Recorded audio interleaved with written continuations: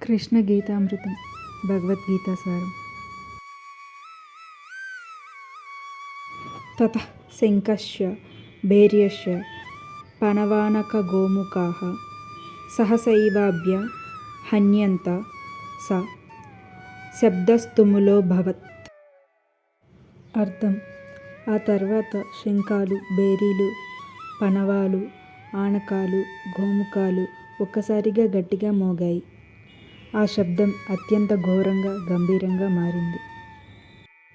భావం: భీష్ముడు శంఖం ఊదిన వెంటనే కౌరవ సైన్యంలో ఉన్న అన్ని వాద్యాలు ఒక్కసారిగా మోగి యుద్ధానికి సిద్ధంగా ఉన్నారని సంకేతం ఇచ్చాయి.